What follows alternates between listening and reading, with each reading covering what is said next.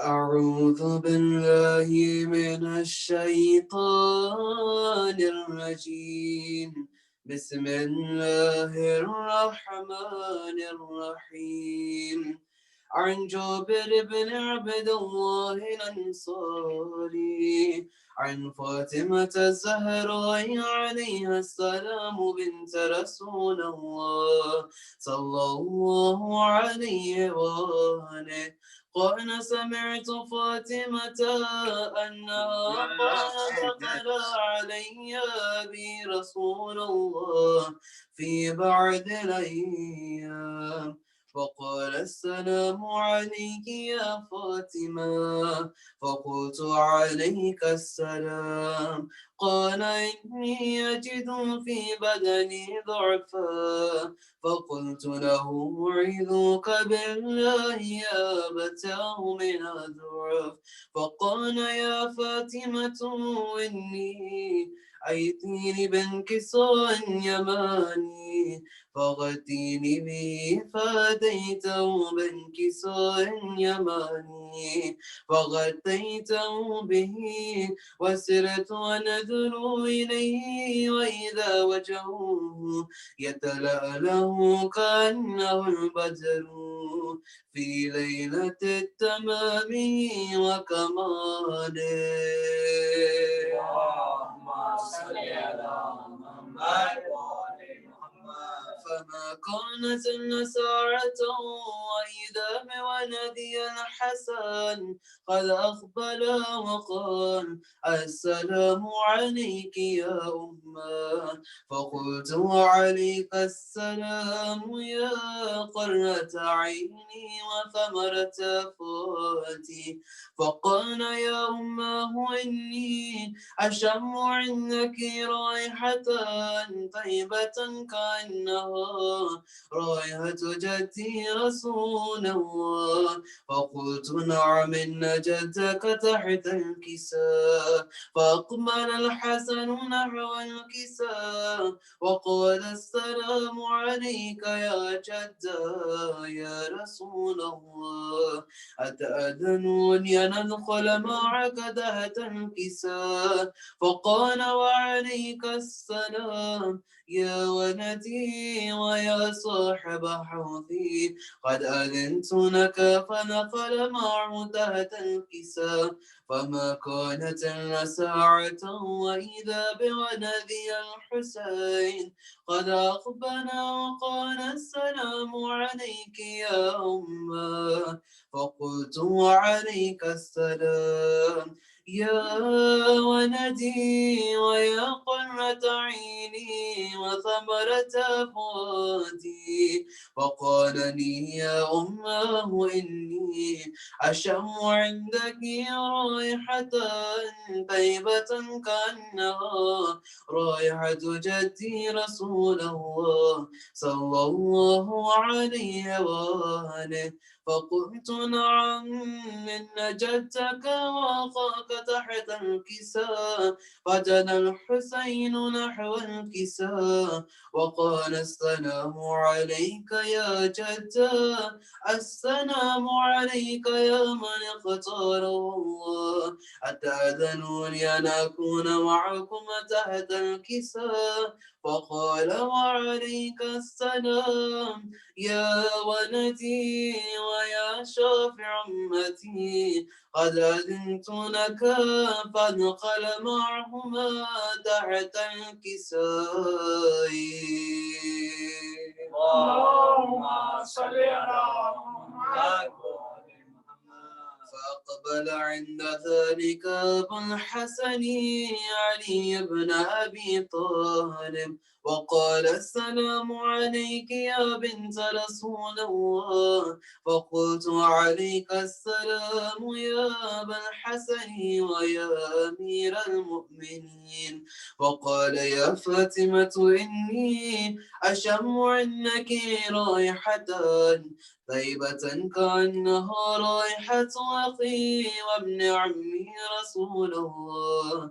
فقلت نعم ها هو معاون ذيك تحت الكساء. فأقبل علي نحو الكساء وقال السلام عليك يا رسول الله، أتأذنون أن أكون معكم تحت الكساء؟ قال له وعليك السلام يا أخي ويا وسي وخليفتي وصاحب نظامي، قد أذنت لك. فدخل علي تحت الكساء. اللهم صل على محمد وآل محمد. ثم أتيته نحو الكساء وقلت السلام عليك يا أبتاه يا رسول الله، أتأذنوني أن أكون معكم تحت الكساء؟ قال وعليك السلام يا بنتي ويا بذعتي، قد أذنت لك.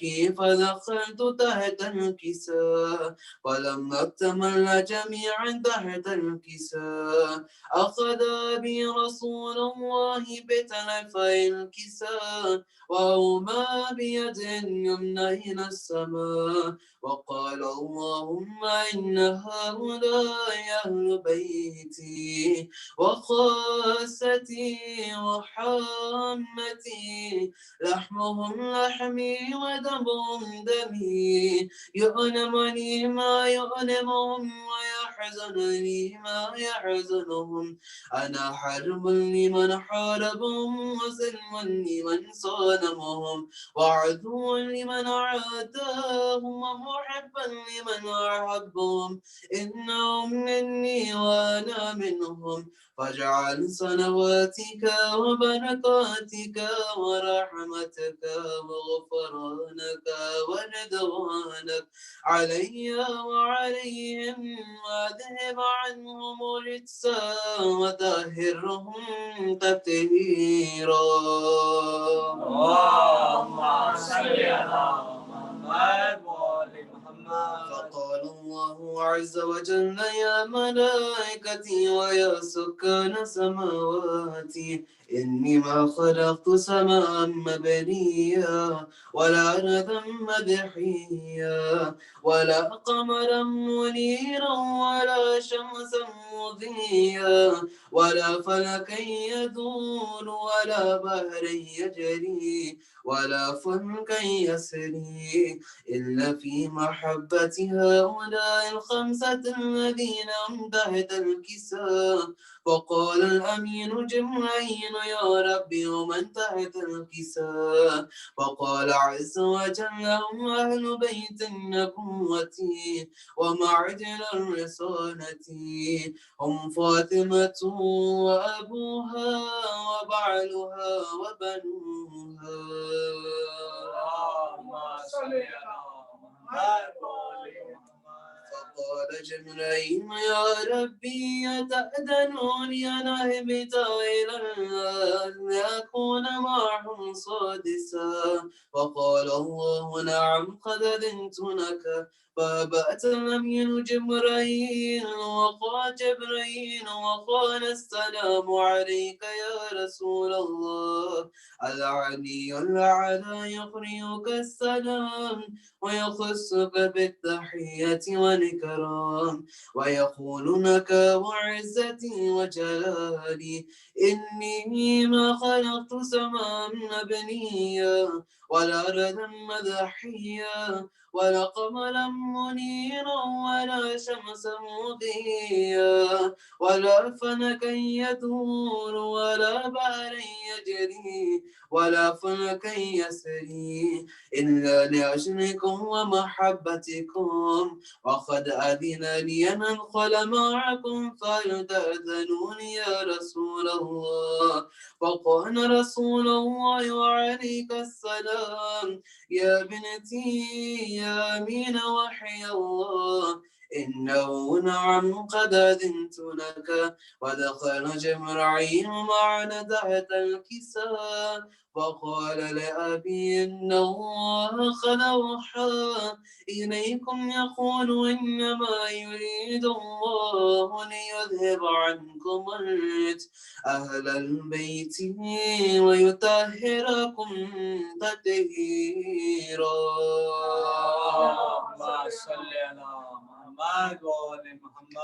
فقال علي لأبي يا رسول الله أخبرني ما الجلوس نحات تحت الكساء من الفضل عند الله. وقال النبي والذي بعثني بالحق نبيا واصطفاني بالرسالة نجيا ما ذكر خبرنا هذا في محفل من محافل أهل الأرض وفي جمع من شيعتنا ومحبينا إلا ونزلت عليهم رحمة وحفت بهم الملائكة واستغفرت لهم هنا أن يتفرقوا. فقال علي رضي الله فزنا وفاز شيعتنا ورب الكعبة. وقال النبي ثانيا يا علي والذي بعثني بالحق نبيا واصطفاني بالرسالة نجيا ما ذكر خبرنا هذا في محفل من محافل أهل الأرض وفيه جمع من شيعتنا ومحبينا وفيهم مهموم لنا وفرج الله هما ولا مغموم إلا وكشف الله غما ولا طالب حاجة إلا وقضى الله حاجته. فقال علي رضي الله أنفسنا وسعتنا وكذلك شيعتنا فازوا وسعتوا في الدنيا والآخرة ورب الكعبة. اللهم صل على محمد وآل محمد. لہروں کے دائرے کہاں تک ہے کربلا کی لہروں کے دائرے کہاں تک ہے کربلا کی لہروں کے دائرے کہاں تک ہے بنت فاطمہ تیرے مار کے کہاں تک ہے بنت فاطمہ تیرے مار کے کہاں تک ہے سن کے خطبہ زینب سوچنے لگی دنیا سن کے خطبہ زینب سوچنے لگی دنیا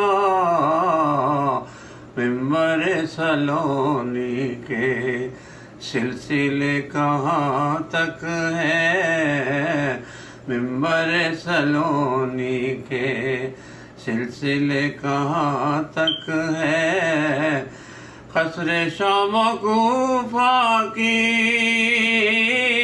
ہل گئی تھی بنیادیں قصر شام کوفہ کی ہل گئی تھی بنیادیں قیدیوں کے ماتم سے زلزلے کہاں تک ہے قیدیوں کے ماتم سے زلزلے کہاں تک ہے کربلا میں اٹھ اٹھ کر دیکھتی تھی تلواریں کربلا میں اٹھ اٹھ کر دیکھتی تھی تلواریں سر کٹانے والوں کے حوصلے کہاں تک ہے سر کٹانے والوں کے حوصلے کہاں تک ہے، ہر خزاں کی آمد پر سوچتا ہوں ہر خزاں کی آمد پر سوچتا ہوں شہزادی، ہر خزاں کی آمد پر سوچتا ہوں شہزادی، تیری بیردائی کے تیری بیردائی کے مرثیے کہاں تک ہے، تیری بیردائی کے مرثیے کہاں تک ہے، کل حسین کے ساتھی کل کے کل 72 تھے، کل حسین کے ساتھی کل کے کل 72 تھے، اب حسین کی فوج دیکھ لو کہاں تک ہے، اب حسین کی فوج دیکھ لو کہاں تک ہے، رکھ کے سر ہتھیلی پر یوں تو سبھی نکلے تھے، رکھ کے سر ہتھیلی پر یوں تو سبھی نکلے تھے، یہ نہ سوچنا ہم سے یہ نہ پوچھنا ہم سے وہ گئے کہاں تک ہے، یہ نہ پوچھنا ہم سے وہ گئے کہاں تک ہے، کربلا کی لہروں کے دائرے کہاں تک ہے، بنت فاطمہ تیرے مار کے کہاں تک ہے۔ ایک باواز بلند سلوات۔ گر معرفت ہے در ثانی ہو جائے، گر معرفت ہے در ثانی ہو جائے، کچھ اور ہی انداز جوانی ہو جائے، کچھ اور ہی انداز جوانی ہو جائے، عباس علی کہہ کے اٹھائے جو قدم، ہو آگ کا دریا بھی تو پانی ہو جائے، عباس علی کہہ کے اٹھائے جو قدم، ہو آگ کا دریا بھی تو پانی ہو جائے، گر معرفت ہے در ثانی ہو جائے۔ سلام کے چند شعر پیش کرتا ہوں۔ بغور سن لے زمانہ حسین، ایسے تے بغور سن لے زمانہ نا حسین ایسے تے بقا فنا کو بنا یا حسین ایسے تے بغور سن لے زمانہ حسین ایسے تے چھری کے نیچے وہ خالق سے پیار کی باتیں اجل کو ہو گیا سکتا حسین ایسے تے اجل کو ہو گیا سکتا حسین ایسے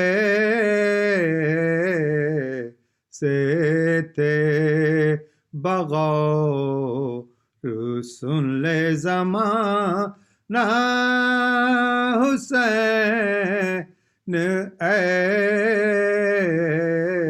ایسے تے مخالفت پا زمانہ تھا اس طرف لیکن وہی کیا جو کہا تھا حسین ایسے تے بغور سن لے زمانہ حسین ایسے تے سپاہ شام شجاعت کا لوہا مان گئی دبے نہ لاکھوں سے تنہا حسین ایسے تے بغور سن لے زمانہ حسین ایسے تے کمر کو باندھ کے پیری میں جلتی ریتی سے اٹھایا بیٹے کا لاشا حسین ایسے تے اٹھایا بیٹے کا لاشا حسین ایسے تے جوان کی لاش اٹھائی بنائی قبر صغیر کہیں بھی عزم نہ بدلا حسین ایسے تے بغور سن لے زمانہ حسین ایسے تے بقا فنا کو بنا یا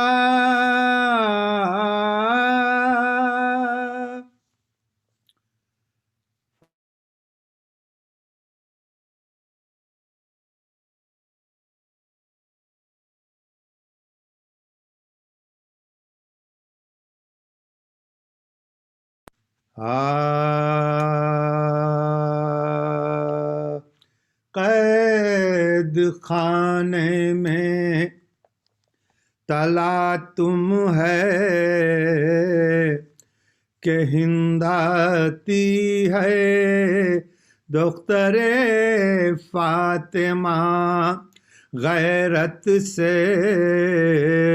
موئی جاتی ہے روح قالب میں جو زندان سے گھبراتی ہے بے حواسی سے ہر ایک بار وہ چلاتی ہے بے حواسی سے وہ ایک بار وہ چلاتی ہے آسمان دور زمیں سخت کدھر جاؤں میں بیویوں مل کے دعا مانگو کہ مر جاؤں میں بیویوں مل کے دعا مانگو کہ مر جاؤں میں بیویوں مل کے دعا مانگو کہ مر جاؤں میں لونڈیاں تھیں زنے حاکم کے جلوم تاباں دیکھتی کیا ہیں کہ ایک شیر ہے آہن میں رواں لاغر و خستہ تنو فاقہ کشوتا شندہاں منہ پہ سیلی کے نشہ پشت پہ دروں کے نشہ منہ پہ سیلی کے نشہ پشت پہ دروں کے نشہ ساق بافاقوں سے زنجیر میں تھراتی ہے استخوانوں سے لرزنے کی صدا آتی ہے استخوانوں سے لرزنے کی صدا آتی ہے ہند نے پوچھا مرض کیا ہے کہا بے پدری رو کے وہ بولی دوا کیا ہے کہا درد سری گھر جو دریافت کیا کہنے لگے در بدری بولی لیتا ہے خبر کون کہا بے خبری بولی لیتا ہے خبر کون کہا بے خبری آہ کرنے کا سبب پوچھا تو شرمانے لگے تازیانوں کے نشہ پشت پہ دکھلانے لگے تازیانوں کے نشہ پشت پہ دکھلانے لگے شان زینب پا نظر کر کے کہا یاداور خلد سے فاطمہ زندان میں آئیں کیوں کر دیکھا بانوں کو تو کہنے لگی ہو کر ششدر ہائے ایران کی شہزادی ہوئی ننگے سر ہائے ایران کی شہزادی ہوئی ننگے سر قدرت خالق قیوم نظر آتی ہے کوئی زینب کوئی کلثوم نظر آتی ہے کوئی زینب کوئی کلثوم نظر آتی ہے بولی زینب کے نہ لے زینب و کلثوم کا نا وہ نبی زادیاں ہیں قید میں ان کا کیا کام ہے غضب فاطمہ کے لال کے حق میں یہ کلام توبہ کر ہوش میں آبی بھی زباں اپنی تھام توبہ کر ہوش میں آبی بھی زباں اپنی تام بلوے میں عطرت محبوب الہی آئے اور جہاں میں نا قیامت نہ تباہی آئے اور جہاں میں نہ قیامت نہ تباہی آئے.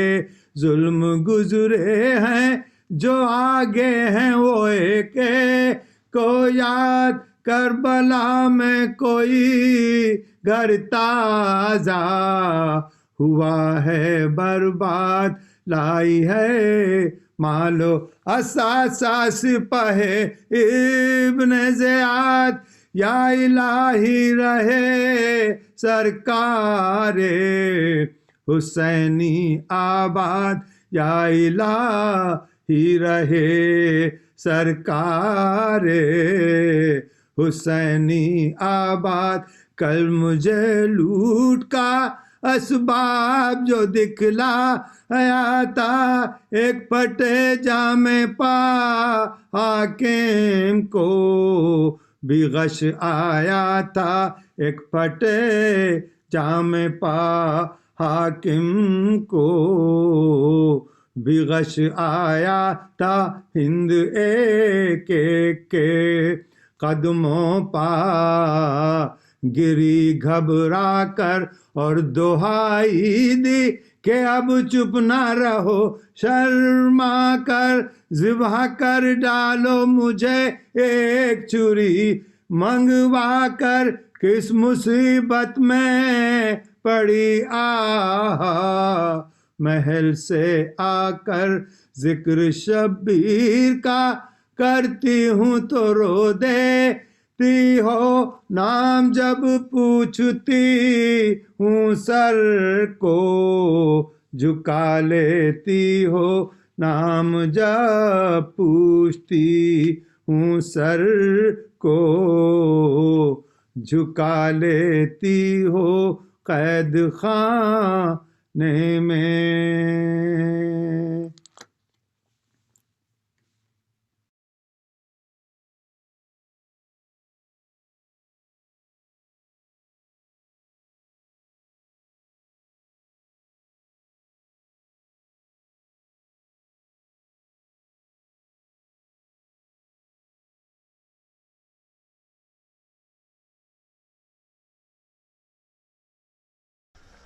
أعوذ بالله من الشيطان الرجيم. بسم الله الرحمن الرحيم.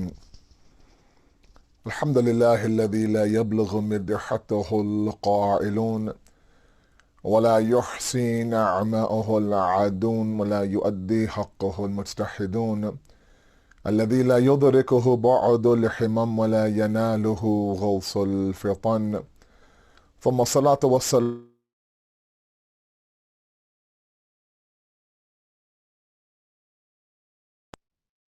ذنوبنا سيدنا ومولانا أبي القاسم محمد. اللهم صل على محمد وآل محمد وعجل فرجهم وآل بيته الطيبين الطاهرين المعصومين المظلومين، لا سيما بقية الله في الأرضين صاحب العصر والزمان، خليفة الرحمن، إمام الإنس والجان، ولعن الله أعداهم أجمعين إلى يوم الدين. أما بعد، فقد قال الله وقوله الحق.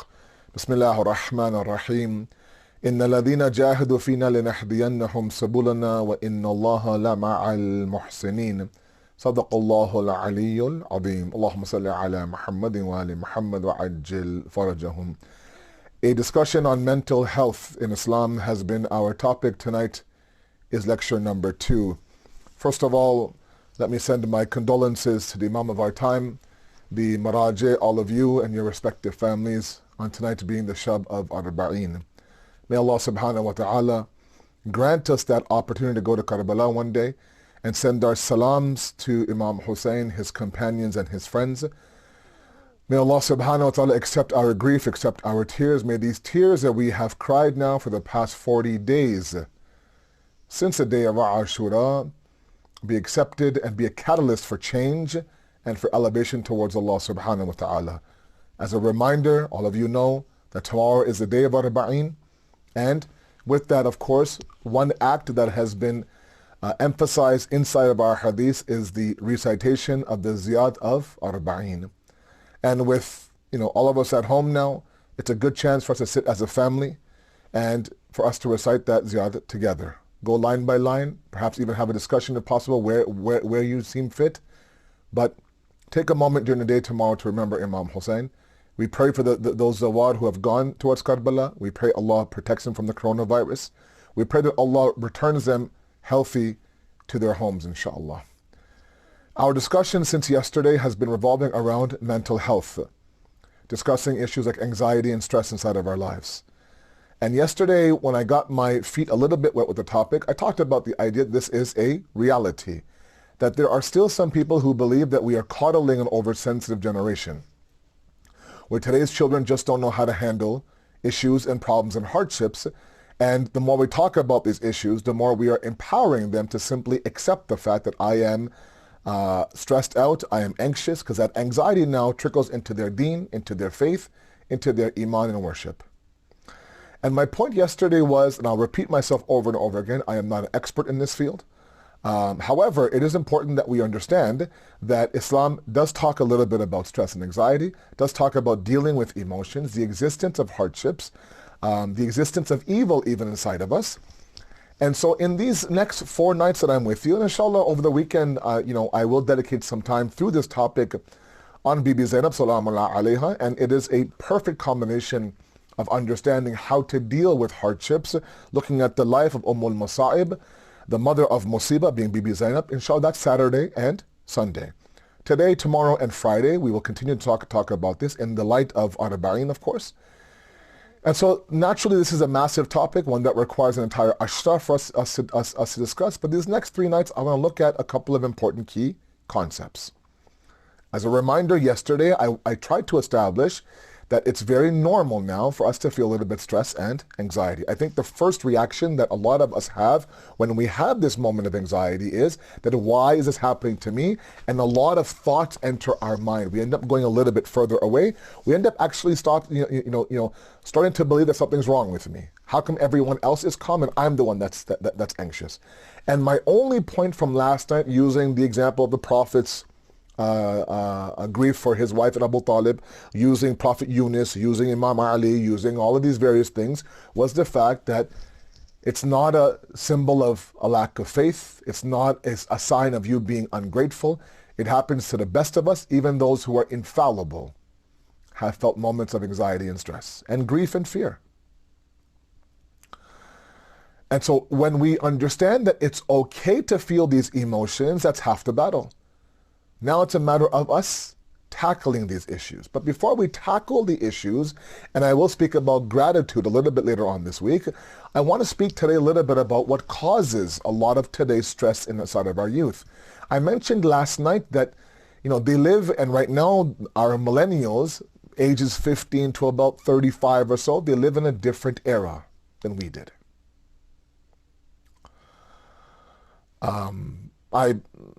Born and raised in Toronto, I didn't deal with half of what the kids today deal with. And one of the things that they deal with that causes a lot of stress is self-image.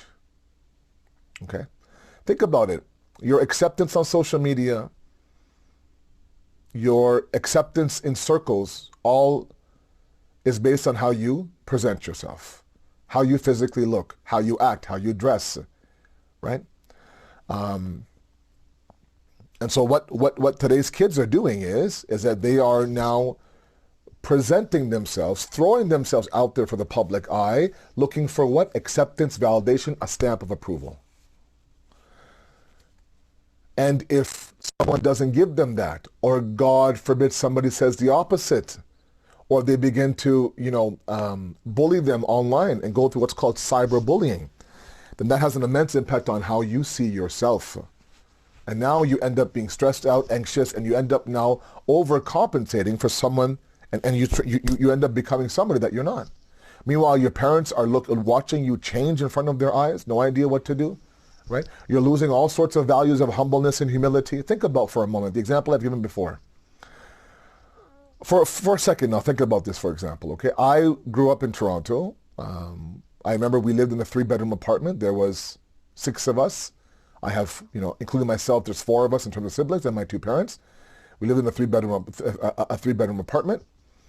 And so I shared my room with my older brother. And on the walls of our room, we had posters. And the posters that were in my room were either of cars, right, typical guy's room, or of athletes. Okay? And that was my room. I want you to imagine that somebody walks into my room, and instead of cars and athletes on the wall, every inch of the wall has a picture of me on there. Me. Different poses, a selfie here and there, me with a bunch of friends, me on the family trip, I don't know, me praying. Everything is basically me. Every corner of the wall is me. On my side table, there's a framed picture of who? Of me. Right? The picture on my home screen and lock screen on my car, on my phone is me. Right? My desktop picture on my laptop is me. And the person who walks in initially glances around this room and says, wow, every picture is of you. Their thought would be, and they might even express it, but at least they're thinking that this person really loves the way they look. They really love to look at themselves.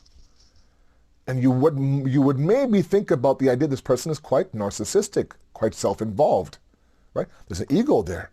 I mean, who does that? And maybe you might even find that odd. But right now people have, stars and moons, and they have all sorts of, imagine now, all sorts of pictures of you everywhere. And yet when we do that with our social media platforms, it's okay. Those of you who frequent Facebook, those of you who frequent, for example, Instagram, those of you who frequent whatever, ask yourself, how many posts include a picture or a video of me? The numbers are staggering. 80% of a person's profile, they say today, on social media, 80% of it is a picture of them, of the owner of the profile. Okay?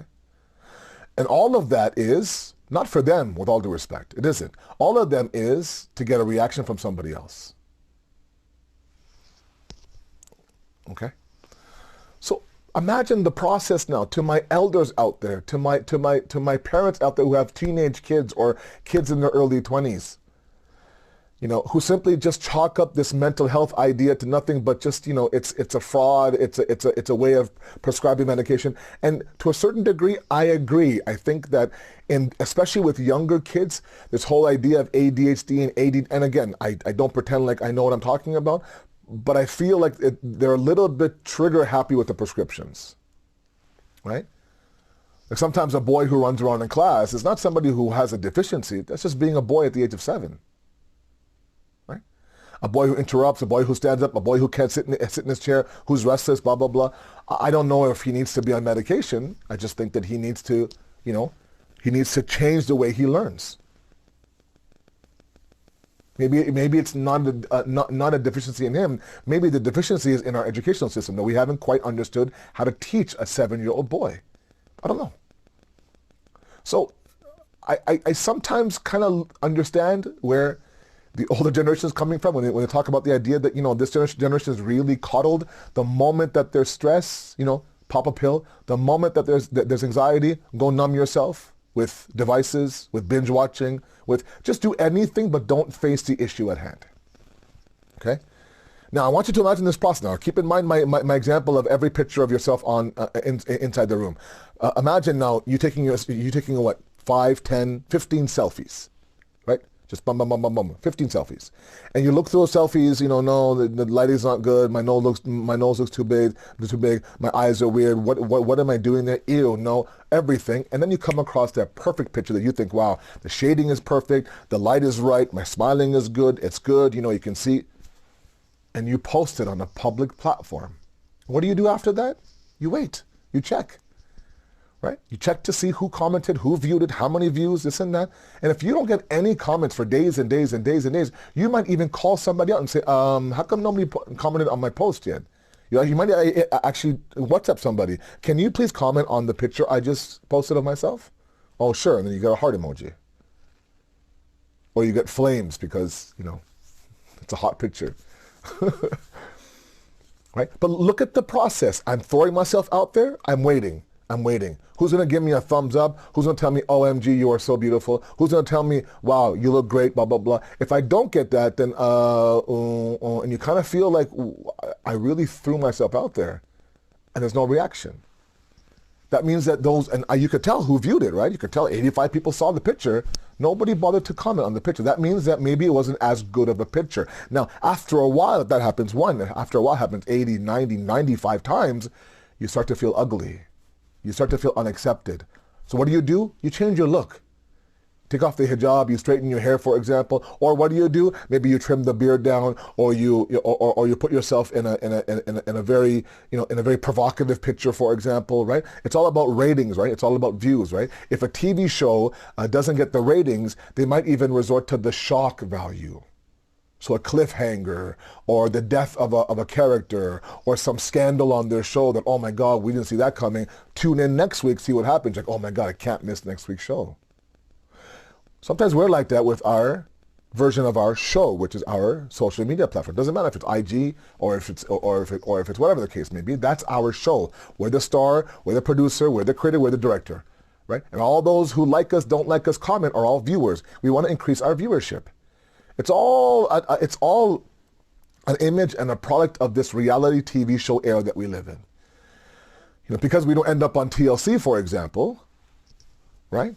Because we're not hoarding, or we're not 600 pounds, or we're not a family of small people, or I don't know, whatever the case may be, right? All these things. So I'm not going to end up on TV, but I can kind of create my own show.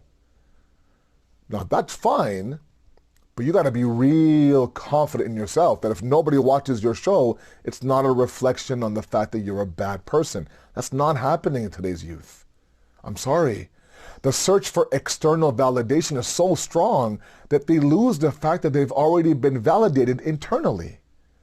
It's a discussion I've had so many times in the past 3 or 4 years, up and down Mahar, month of Ramadan, but nothing's changing. We're still seeing this low self-confidence, low self-esteem. I'm ugly, I'm worthless, I'm nothing. You sit there and you look up makeup tutorials, hijab tutorials. You find out, okay, how can I do this? How can I do that? Supplementals to make your body look good. All these things are there. All to what? To please who? Ask yourself, what are you doing it for? Do you feel good about yourself doing that? You might feel good about the attention. You might feel good about the thumbs up and the emoji and the heart and the flames. But that's the problem. That's the problem. We've taken all of our inside validation that should be done by Allah, and we've given it externally. And one of the beautiful silver linings of this entire quarantine for the past 6-7 months that we've been on lockdown is that the external world has been shut down for us. Now, albeit not in the virtual world, but at least maybe it should cause us to kind of look inwards and stop and think for a moment what's inside of us. Okay, and I humbly ask all of you who are doing this, stop and tell yourself, I don't need person A, person E, person B and C to tell me I'm a certain way. I have that confidence inside of me. Now, as parents of these children, our job is to give them the confidence that they need, give them the validation that they need. Right? So if your daughter comes down, for example, on a day of adjustment, let's say, for example, or she's going somewhere and she's dressed very nice, as a father say, you know what, mashallah, I'm very blessed to have beautiful daughters. It's okay to say that. It's okay to say that.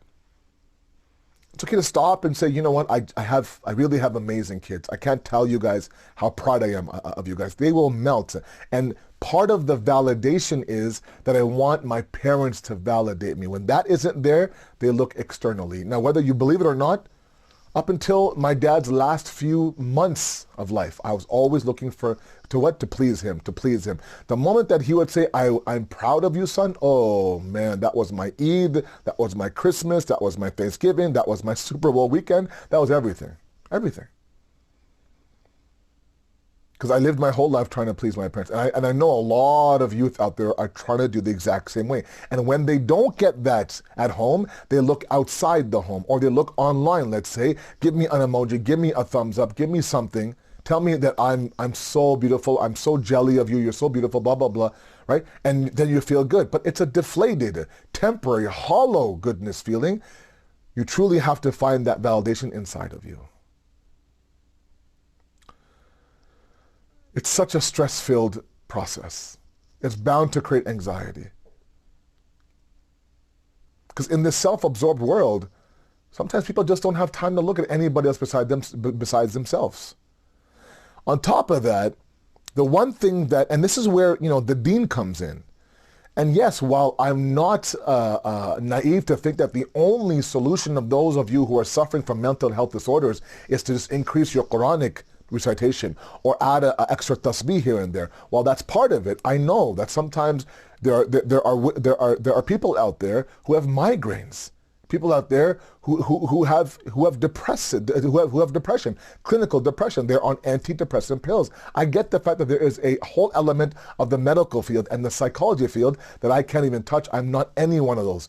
But where the deen comes in is the fact that yes, the closer you get to Allah, the more you feel validated by Him. The more hope you put in Him. The more calm you feel about yourself through Him. The more proud you feel that I've enslaved myself to Him. So yes, where some of our parents and some of our ulama and some of our elders have told today's youth that let's check how you are with God. There's a reality to that you cannot deny. Because when you travel the path of Allah subhanahu wa ta'ala, and you increase that journey, and you strengthen that journey, and you purify that journey, one immediate reaction is that you feel like you have somebody in your life who listens to you. You're hopeful. Right? Imam Ali says there's no bigger sense of pride, fakhr, than the fact that I'm your abd. My pride is in your ubudiyat, is in your servanthood. Such a beautiful statement, I tell you, such a beautiful statement. When that happens, I don't need to be validated by A, B, C, by people who today will love me, tomorrow won't. I'm validated by my Lord. وَلَقَدْ كَرَّمْنَا بَنِي آدَمَ. We have honored the human being, the Quran says. We've done that. Allah, meaning Allah has done that. We've given him so much fadilat, so much distinction. We've given her so much beauty inside of her. There's a grand universe inside of her. And she's chasing after that universe and this universe. And he's looking at and selling his soul for this moment and that moment, when there are so many bigger moments inside of him already. It's a matter of him what? Looking inwards. And that's what worship does. And that's what Allah does. Forces us to look inwards. And yes, while living in a society amongst the people is important, sometimes, my youth today give the external world too much power. Too much power. They tell you if you're ugly or beautiful. They tell you if you dress well. They tell you if your job is good. They tell you if you're educated. They tell you if your faith is good. They tell you if you're weird or not. They tell you if you're accepted. All these things we put in a basket. Say, here you go, external world. You tell me all these things. When wait a second now, God's already told you all of that. قَدْ أَفْلَحَ الْمُؤْمِنُونَ. The believer will always be successful. وَإِذَا سَأَلَكَ عِبَادِي عَنِّي فَإِنِّي قَرِيبٌ. When my slaves ask you about me, to the Prophet of Allah, tell them what? I'm truly, truly near. I'm right there. I'm not going anywhere. Sometimes, as confident as we are on social media, that's how lonely we are off social media. Right? I'm making TikTok videos, I'm posting this clip, I'm posting that clip, my face is plastered, everything's plastered. You think, wow, this person must be confident in their own shell, and they're not. They're not. They're fighting depression, they're fighting self-image issues, and they hide behind the veil of social media. It's a daunting task, man. It's a tiring task, exhausting. It's bound to create stress and anxiety. So my first humble request is, in the causes of today's anxiety and mental health within our youth, a lot of it is stop searching for validation for those who might flip-flop in their validation. Instead, look to be validated by Allah, who's Ya Sari al-Ridha. He's easily pleased. A little bit of sincerity, and that's all he needs. Sometimes you have to flip over backwards to get anyone's stamp of approval. Beg them, please, can you just comment on my picture, please? So everyone else can? Okay, fine, I will. Click, click, click. That's it. Happy? Okay, all right, thanks. That's so hollow. It's so shallow, right? That's not truly who you are. You're better than that. Your parents raised you to be a confident young individual. That's why Imam Ali says the one who doesn't have any self-worth, qadr shinasi, doesn't understand his own or her own qadr, her own worth, they'll be halak, they'll be destroyed. This society is tough, man. This society will devour you. This society will eat you alive if you don't have that proper self-confidence. Right? It's a tough world out there. And what Imam Ali is trying to tell you is that if you don't have that confidence in yourself, then yes, you're going to be destroyed. Stop waiting for the external world to tell you how beautiful you are and how pure you are and how enlightened you are and how educated you are. No, find that within you or find that in your parents. Okay, I give examples all the time. Right? My youngest daughter, 7 years old, she comes to me and she tells me all sorts of jokes, right? Right, nowadays she has these Islamic jokes, right? They're really good ones. They're quite funny. So she can't wait. When she hears a new joke, she can't wait. So she comes to me and says, Baba, Baba, Baba, for example, okay? This is just an example. I know it's Shabi Arba'een, but it's just an example. Baba, what is a sheikh's favorite drink? What is the favorite drink of a sheikh? I said, oh, a sheikh and a favorite drink? I'm thinking, okay, something from Jannah, blah, blah, blah. She goes, do you give up? I go, I give up. She goes, a milkshake. I went, oh, that's a good one. And I legit laugh. Like all of you right now are rolling on the ground right now. I legit laugh. And when I start laughing, she starts laughing. She'll tell the joke 1,000 times, repeat the punchline 3 or 4 times, and so long as Baba is laughing, she's laughing. Baba's laughing, she's laughing. She finds her laugh in Baba's laugh. Her humor is in Baba's humor. I want all of you to take your self-image and look at you the way God looks at you. Look at you the way your mother and your father look at you. And find that validation from there. Stop giving the external world too much power over you. Stop making them feel like you're always insufficient, like you're just not good enough. Take yourself out of that race, out of the financial race, out of the beauty race, out of the acceptance race. Be comfortable in your own skin. Yes, always look to better yourself, physically, mentally, spiritually, no doubt. But make God the criteria, not anything, and not anybody else. Now the problem is that with God, there's no immediate post, right? There's no there's no Facebook page called God. This is not some show on TV, right? That God befriended me. No, not like that.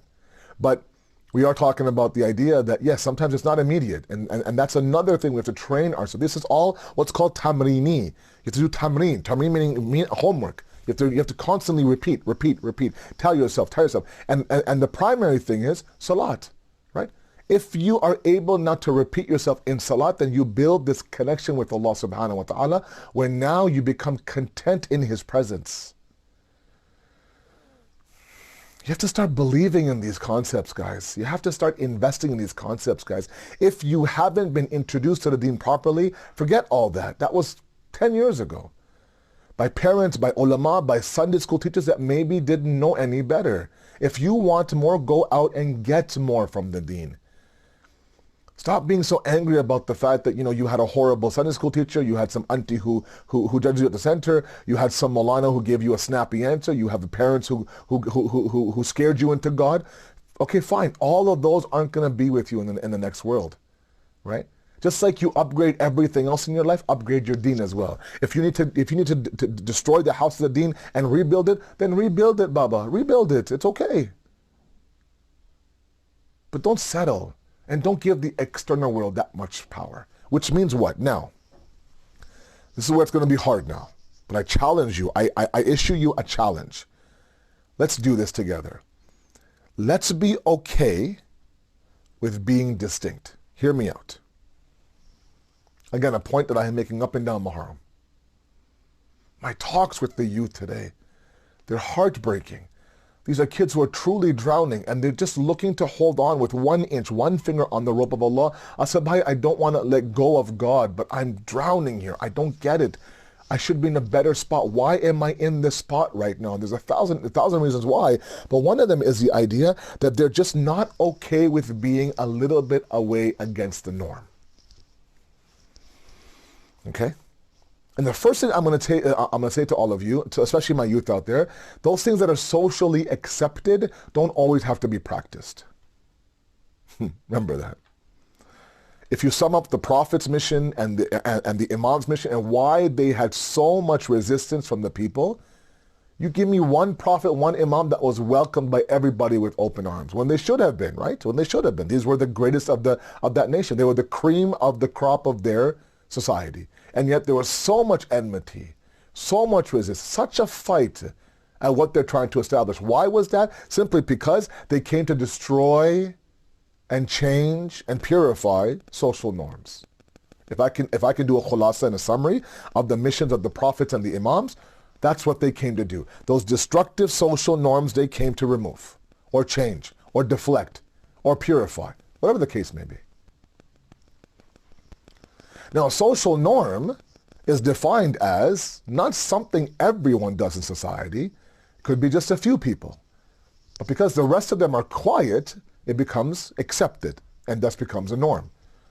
The burying of daughters alive during the Prophet's time was not done by every single home. In fact, only a few tribes did it. But the ones who did it were met with zero resistance. Nobody called them out. Maybe a few of them. But this society in general turned a blind eye, became the silent majority, became deaf and dumb and blind, just walked away, and in the process empowered them to continue to do what they're doing. And thus that act became a social norm such that the era of Jahiliyyah is recognized by this act.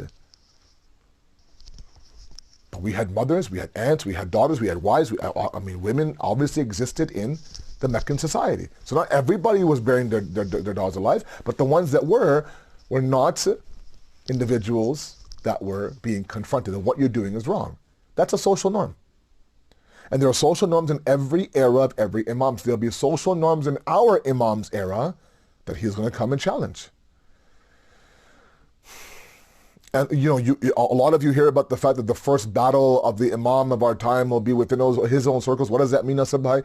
A lot of that means the fact that we would have adopted these destructive social norms to the point where it affected my deen, and now the imam came to remove those social norms, and I'm not happy with it. I'm going to resist it. Right? It doesn't matter if it comes from the infallible, I'm going to resist it. So I ask you today, I ask you humbly as a brother of yours, are there social norms, social things that are very everyday that people tell me, Asabhai, everyone does it. Like you live in a bubble, Asabhai, you live under a rock, blah, blah, blah, you have no idea what's out there, you're not on social media. You're right, I'm not. And you're right, I live in a self-imposed bubble. Alhamdulillah, Rabbil Alameen. I love my bubble. I love my bubble. But just because it's norm doesn't mean it should be done. Sorry. You don't need to always fit into everything that's being done. And that's what I mean by distinct. I don't mean someone who thinks they're better than everybody else. I mean somebody who maybe goes against what the norm is. And the problem is that requires sometimes a little bit of isolation. Sometimes it requires a little bit of separation from the pack. And that's the part that scares us. I don't want to be alone with myself. I don't want to be ostracized. I don't want to be pointed out. I don't want to do all that. You have to build your immune system to be able now to be distinct. When Imam Ali now is describing the pious ones to Hammam in khutbah number 193 of Nahj Balagha, who are they? They are hum ahlul fadail. They're people of distinction. Meaning if the entire society is going one way down the path of destruction, the muttaqi, the pious ones, are going up the hill away from destruction. Albeit one people, two people, three, doesn't matter. Doesn't matter. Allah subhanahu wa ta'ala describes Nabi Ibrahim as one ummah, an entire nation comprised of one man. Okay? You don't have to be somebody who's riddled with depression, anxiety, and stress. My youth out there, you don't have to have sleepless nights. You don't have to spend umpteen amounts of money on cosmetics and things to look good. You don't need to create a false life of yours. You don't need to create this persona that's not you, this alter ego. You don't need to, you don't need to create a Superman to your Clark Kent. You don't. You don't. You should be comfortable enough to know this is who I am.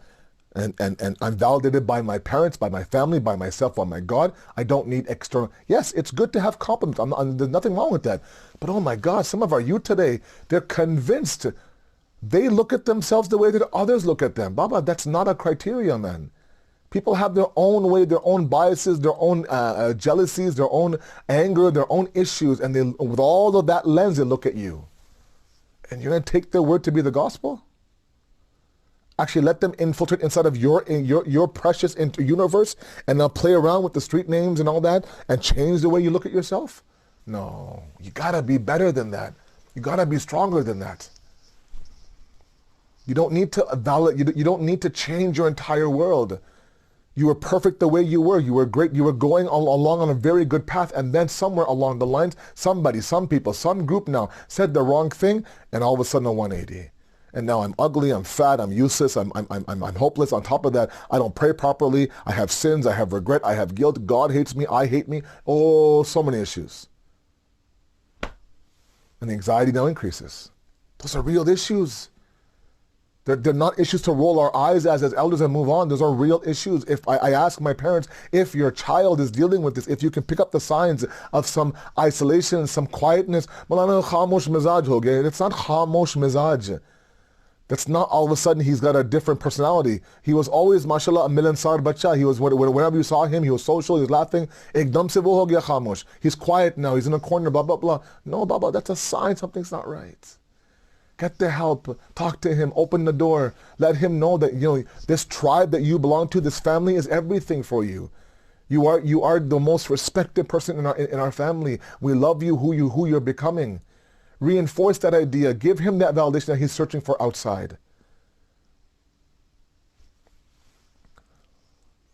The first point tonight is the idea of be okay with being distinct. Because this will never stop, right? It won't stop. This week, this is in, and you spend all your time getting this in. The next week, something else is in, and all you just distract yourself, consume yourself when there's an actual purpose in mind, a real purpose that you should be striving for. You're stuck in these small, nitty-gritty, hollow things that are pulling you away from your actual purpose, distracting you, confusing you, depressing you. The example I always give is that, there's a room full of 30 people, and they're all wearing bright white t-shirts. You have to be okay with walking into that room with a fluorescent pink shirt or a bright red shirt. You have to be okay with the fact that 20 people in front of me are wearing the exact same white shirt. I walk in with a tie-dye shirt. And I'm going to stand out? You betcha. Oh, yes. Are all eyes going to be on me? Oh, yes. That'll last maybe 5 seconds, 10 seconds. And I got news for you. After a while, nobody cares. Everyone moves on.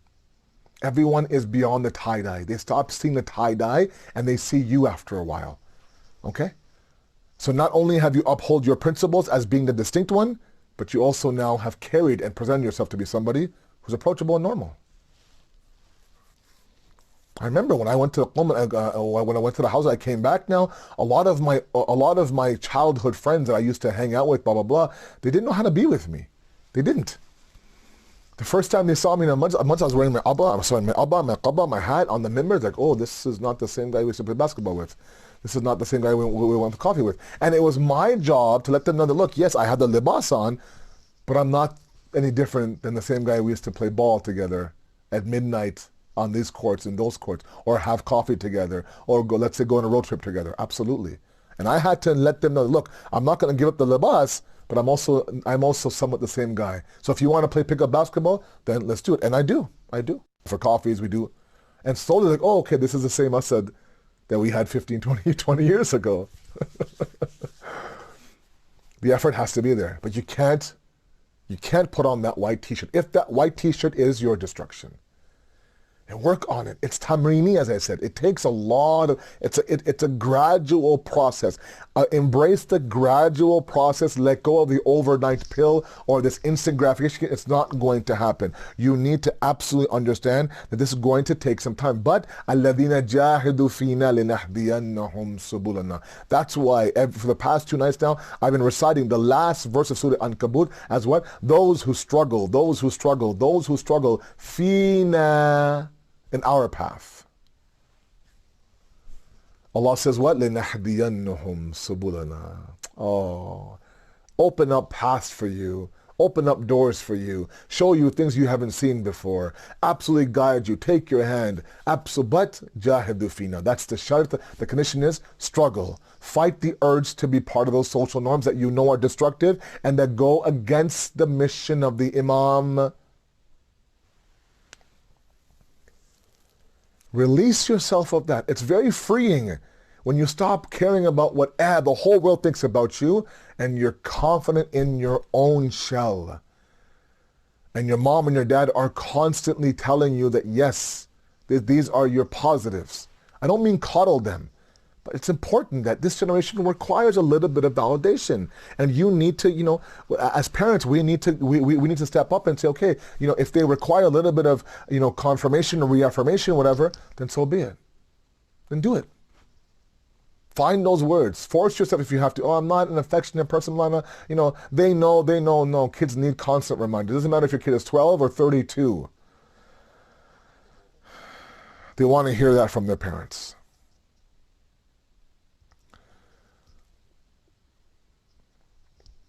So we'll further this discussion a little bit in the next couple of nights, and ensure that we are on the right page. But tonight, being Shabbat Arba'een, I want to make sure that I keep my 45-minute time that I promised all of you, and I still give this night its proper masahib.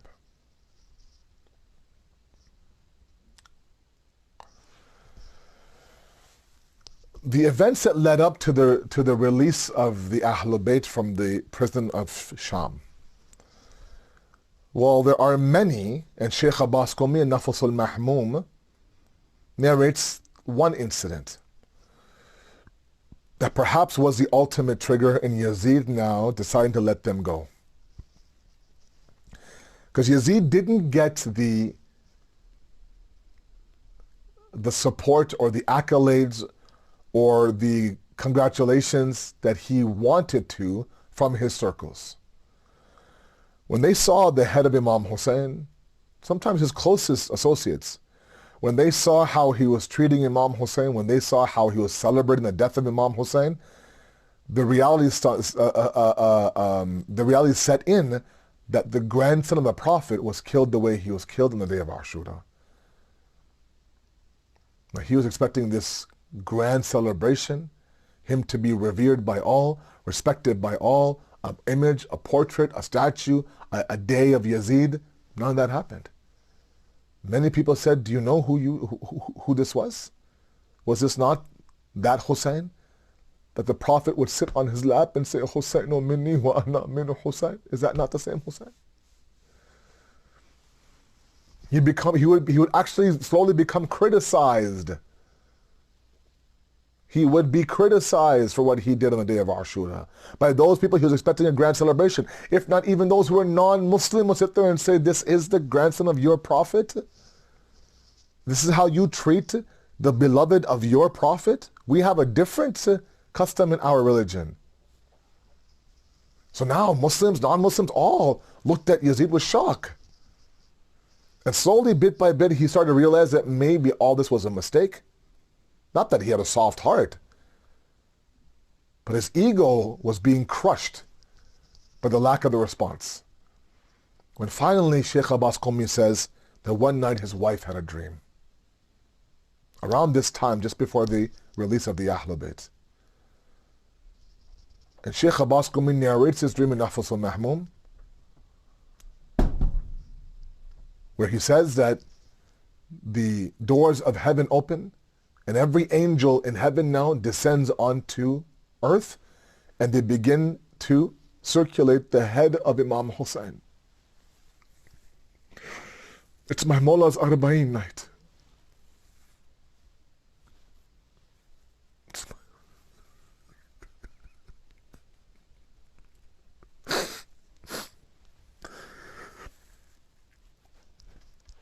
And bit by bit, the angels come down to the head of Imam Hussein.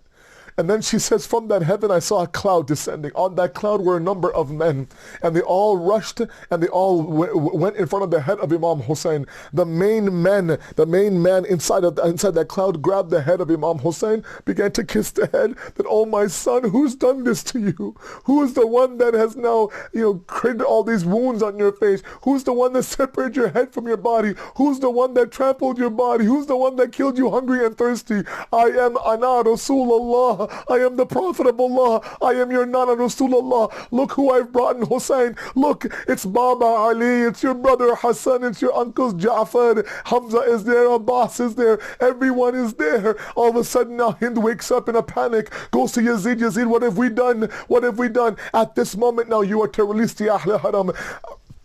Yazid goes to Imam Sajjad, that I'm giving you your release. It's up to you. You can stay here. You can make your way back to Medina or Karbala. At that moment, now Imam Sajjad goes to Bibi Zainab, Pupi Ammaha. Yazid has now announced our release. What do you want to do? He says, you can stay here or you can go back home. At that moment, then Zainab now immediately says that, tell Yazid that we're not going anywhere just yet. We want you to arrange a room for us. We want to sit there. We want to cry for our Shohada. We want to cry for our Shohada. Bring the heads of our Shaheed one by one. Let us cry. That request has come since the day of Ashura. The moment that Sakina wanted to cry, the moment that Zainab wanted to cry, the moment that Imam Sajjad wanted to cry, one by one, all of them now. Anytime they would even have one sound of crying, somebody would whip them, somebody would slap them, somebody would quiet them. This heaviness of the grief of the day of Ashura followed them from Kufa to Sham.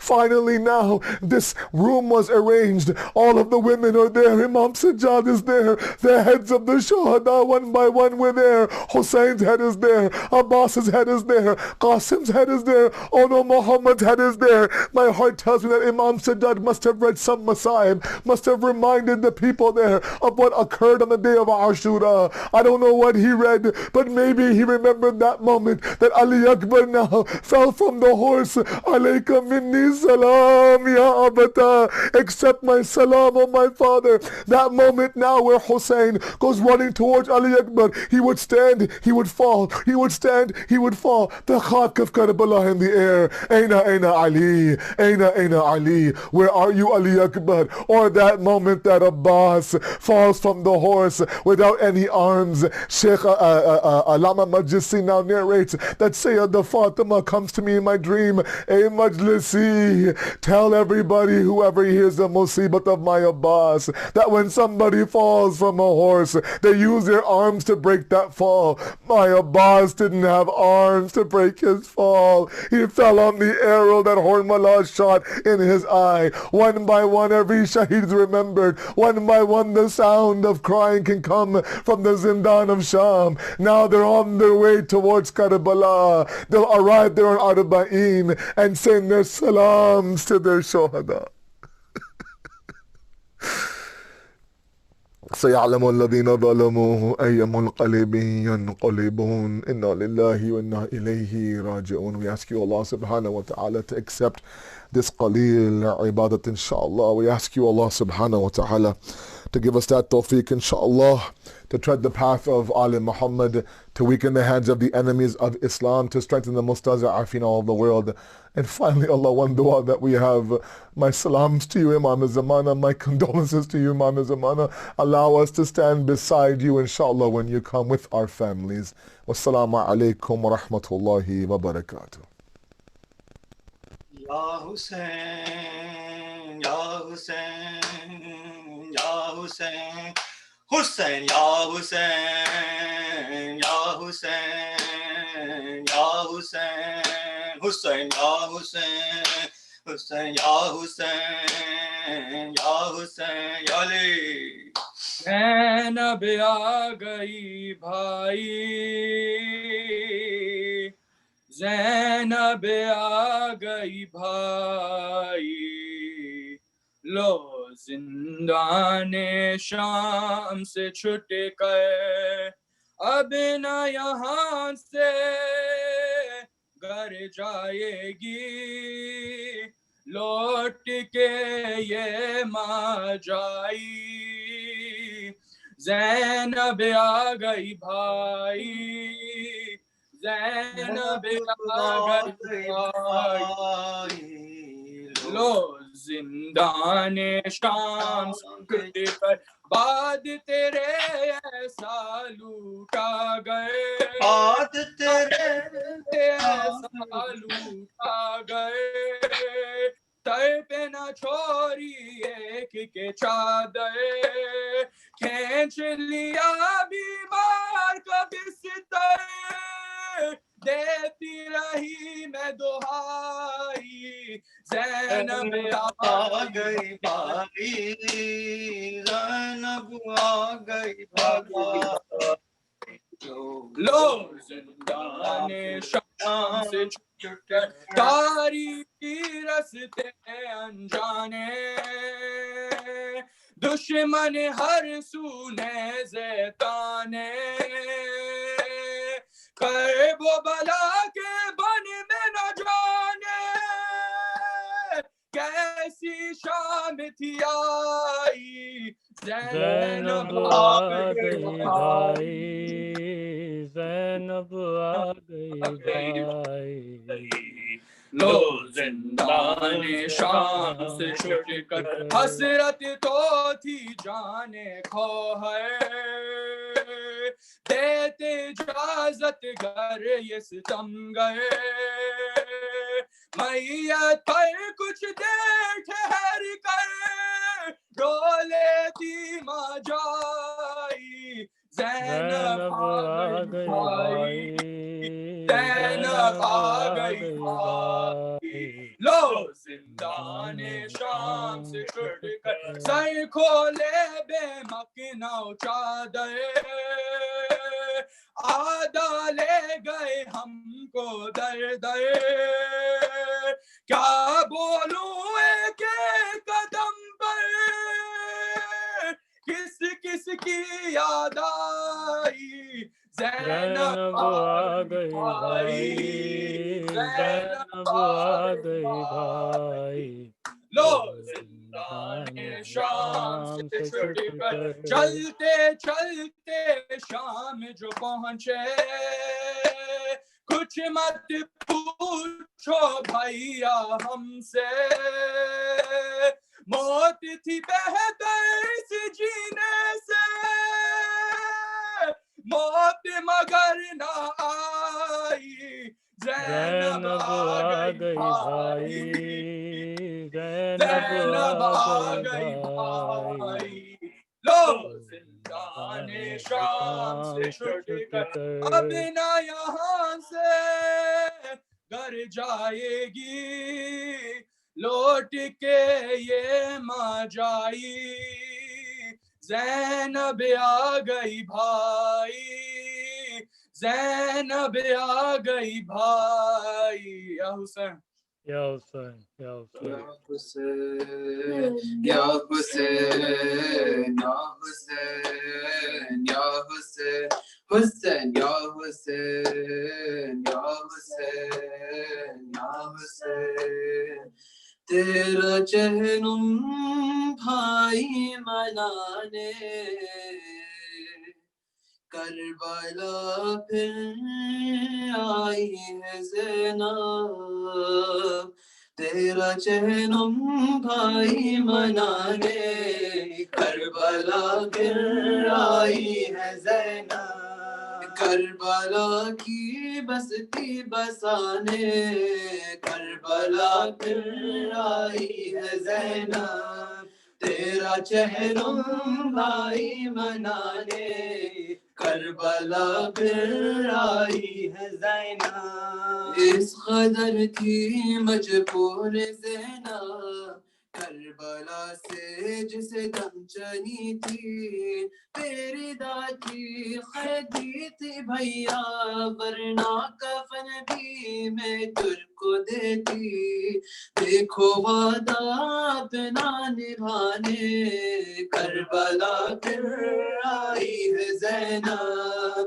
تیرا چہلم بھائی منانے کربلا پھر آئی ہے زینب بھائی تیرے سو کے گنے پر چڑھ رہا تھا جب خند خنجر، میرے پلکوں پہ میرے آنسو کرتے تھے رک رک کے بینے تجھ پر، پیاسے بھائی تیری بجانے کربلا پھر آئی ہے زینب، تیرا چہلم بھائی منانے کربلا پھر آئی ہے زینب۔ یہ سکینہ کہتی تھی مجھ سے جو بھی گزری مجھ پر مصیبت، میرے بابا سے جا کے کہنا ماں یہی ہے میری وصیت، ہر مصائب اس کا سنانے کربلا پھر آئی ہے زینب، تیرا چہلم بھائی منانے کربلا پھر آئی ہے زینب، تجھ کو جی بھر کر رو نہ پائی، رہ گئی تھی دن میں یہ حسرت، میرے بھائی اشکوں سے اپنے کرنے آئی ہوں تیری خدمت، آنسوں کی چادر بچھانے کربلا پھر آئی ہے زینب، تیرا چہلم بھائی منانے کربلا پھر آئی ہے زینب، بعد عباس بیردہ تھی بیویوں میں برباد میں شر، رو کے زینب جب یہ پکاری اے میرے بھائی تیری رہد پر، باوفا کا پرچم لگانے کربلا پھر آئی ہے زینب، تیرا چہلم بھائی منانے کربلا پھر آئی ہے زینب، کربلا کی بستی بسانے کربلا پھر آئی ہے زینب، یا حسین۔ زینب نے کیے بین یہ مرقد پہ پہنچ کر، اٹھو میرے بھیا اٹھو میرے بھیا، زینب نے کیے بین یہ مرقد پہ پہنچ کر، اٹھو میرے بھیا اٹھو میرے بھیا، ہم آئے ہیں بازاروں سے درباروں میں ہو کر، اٹھو میرے بھیا اٹھو میرے بھیا، زینب نے کیے بین یہ مرقد پہ پہنچ کر، اٹھو میرے بھیا اٹھو میرے بھیا، کر دیجئے بحل میری خطا اتنی تھی مجبور، میں بے کس و رنجور میں بے کس و رنجور، ارے گم ہو گئی زندہ میں امانت تیری دختر، اٹھو میرے بھیا اٹھو میرے بھیا، زینب نے کیے بین یہ مرقد پہ پہنچ کر، اٹھو میرے بھیا اٹھو میرے بھیا، شرمندہ ہوں یہ داغ جگر پر ہے نمایاں، اے سید ذیشان اے سید ذیشان، پرسے کے لیے آئی ہوں بھیا میں لحد پر، اٹھو میرے بھیا اٹھو میرے بھیا، زینب نے کیے بین یہ مرقد پہ پہنچ کر، اٹھو میرے بھیا، اٹھو میرے بھیا، کس جا پہ ہے تربت علی اصغر کی بتا دو، آواز سنا دو، آواز سنا دو، ہو کوئی تو صورت کے جو ٹھہرے دل مادر، اٹھو میرے بھیا، اٹھو میرے بھیا، ہم آئے ہیں بازاروں میں درباروں میں ہو کر، اٹھو میرے بھیا، وہ میرا وفادار، وہ جرار، وہ غمخوار، ہم سب کا نگہدار، ہم سب کا نگہدار، اور کس جا ہے بتاؤ میرا عباس دلاور، اٹھو میرے بھیا، اٹھو میرے بھیا، عباس کو بتلاؤں سکینہ نے قضا کی، پیاسی ہی فداری، پیاسی ہی فداری، تم ساتھ چلو مجھ سے نہ سنبھلے گا یہ سن کر، اٹھو میرے بھیا، اٹھو میرے بھیا، ہم آئے ہیں بازاروں میں درباروں میں ہو کر، اٹھو میرے بھیا، اٹھو میرے بھیا، زینب نے کیے بین یہ مرقد پہ پہنچ کر، اٹھو میرے بھیا،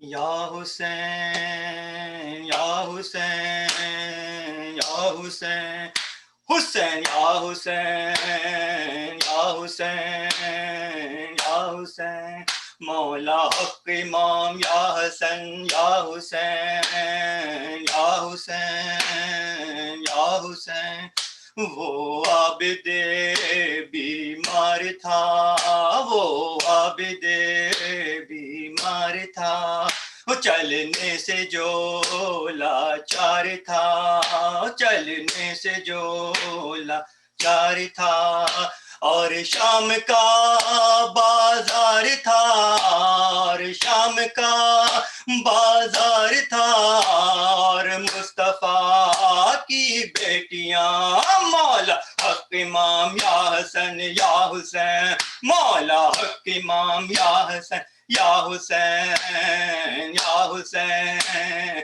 یا حسین یا حسین، وہ اصغر بے شیر تھا، وہ اصغر بے شیر تھا، اور حرملا کا تیر تھا، اور حرملا کا تیر تھا، ننا گلا کیوں کرچدا، ننا گلا کیوں کرچدا، لرزی زمین اور آسمان، مول حق امام یا حسن یا حسین، مولا حق امام یا حسن یا حسین یا حسین یا حسین یا حسین یا حسین، مولا حسین، مولا حسین، مولا حسین، مولا حسین، مولا حسین، مولا حسین، حسین، حسین، حسین، حسین۔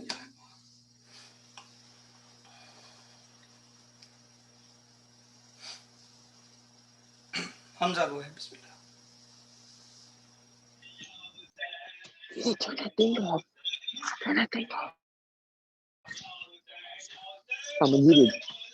السلام علیکم یا رسول اللہ، السلام علیکم یا امیر المؤمنین، السلام علیکم یا فاطمة الزہرا سیدۃ نساء العالمین، السلام علیکم یا حسن المصطفیٰ، السلام علیکم یا ابا عبداللہ، وعلی الارواح التي حلت بفنائك عليك مني سلام الله يا ابن ما بقيت وبقي الليل والنهار ولا جعل الله آخر لحد مني لزيارتكم، السلام على الحسين وعلى علي بن الحسين وعلى أولاد الحسين وعلى أصحاب الحسين، السلام عليكم غريب الغرباء، السلام عليكم منزوفات الفخرة، السلام عليكم وليس الشيعة والزوارف من الجزاء، السلام عليك يا أبا الحسن علي الموسى والرضا كن شفينا وشفي والدينا من الجزاء صلوات الله على آبائك السبع وابنائك الأربعة أختي فاطمة المعصومة جميع رحمة الله وبركاته. السلام عليك يا سابق في الزمان الأمان الأمان الأمان من فتنة الزمان الشر الشيطان. السلام عليك يا شريك القرآن. السلام عليك يا أمام الإنس والجان. أرجو الله تعالى فرجك وسهل الله تعالى مخرجك وظهورك وجعلنا من أنصارك وأعوانك. السلام عليكم ورحمة الله وبركاته. اللهم كل وليك الحجة ابن الحسن صلواتك عليه وعلى آبائه في هذه الساعة وفي كل ساعة وليا وحافظا وقائدا وناصرا ودليلا وعينا حتى تسكنه أرضك طوعا وتمتعه فيها طويلا برحمتك يا أرحم الراحمين. بسم اللہ الرحمن الرحیم. اے رب جہاں پنجتن پاک کا صدقہ اس قوم کا دامن غم شبیر سے بھر دے. بچوں کو عطا کر علی اصغر کا تبسم، بوڑھوں کو حبیب ابن مظاہر کی نظر دے. کم سن کو ملائے والولائے اور محمد، ہر ایک جوان کو علی اکبر کا جگر دے. ماں کو سکا ثانی زہرا کا سلیقہ، بہنوں کو سکینہ کی دعاؤں کا اثر دے. مولا تجھے زینب کی اسیری کی قسم ہے، بے جرم اسیروں کو رہائی کی خبر دے. جو چادر زینب کے دار مولا محفوظ رہے ایسے خواتین کے پردے. جو دین کے کام آئے اولاد عطا کر، جو مجلس شبیر کی خاطر ہو کرتے. مفت فضلال جواہر کی بارش مخروض کا ہر قرض ادا غیب سے کر دے. غم کوئی نہ دے ہم کو سوائے غم شبیر، غم کوئی نہ دے ہم کو سوائے غم شبیر. شبیر کا غم بانٹ رہا ہے تو تیری یا علی دشمنان شبیر تیرے پیر پہ لعنت. بے شمار. اللہم صلی علی محمد.